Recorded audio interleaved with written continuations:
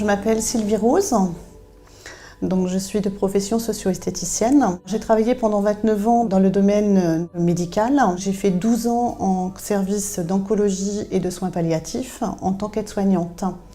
En 2013, j'ai ajouté à mes compétences professionnelles un diplôme de socio-esthétique. Et en juin 2015, j'ai créé l'association L'Instant Socio, qui est une association de socio-esthéticiennes, dans le but de promouvoir le métier de socio-esthétique dans le département des Pyrénées-Orientales.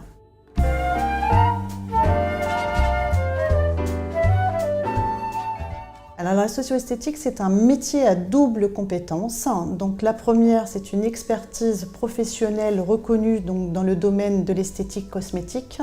Et la seconde, c'est sur des compétences spécifiques adaptées à des personnes fragilisées suite à une atteinte à leur intégrité physique, psychique ou en détresse sociale.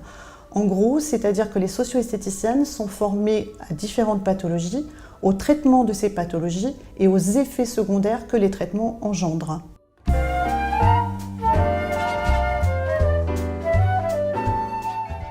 Dans notre profession, on a 4 rôles qui sont hyper importants. Donc on a un rôle social, un rôle psychologique, elle a un rôle d'accompagnement et un rôle éducatif. Alors on sait tous que le cancer reste une épreuve difficile, tant sur le plan physique que psychologique. Il est bien souvent synonyme de rupture sociale, professionnelle et même parfois familiale.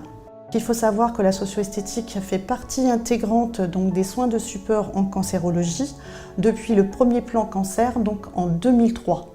Et il faut savoir aussi que les soins de socio-esthétique améliorent la qualité de vie de ces patients.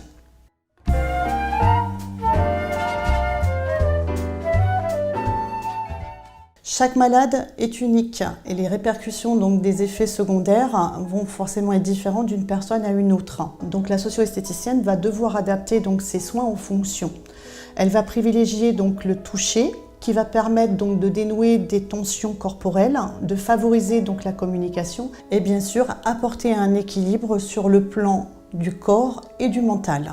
En général, on a 2 modes d'intervention. Donc sur du soin spécifique personnalisé en fonction des besoins et des attentes des patients.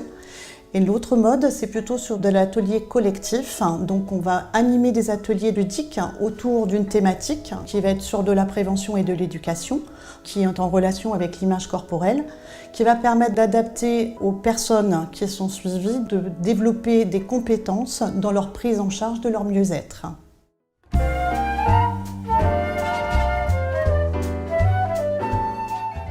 Je suis ravie depuis 2 ans d'avoir pu participer au développement de la gamme Sérénie Bio aux côtés du laboratoire WAG.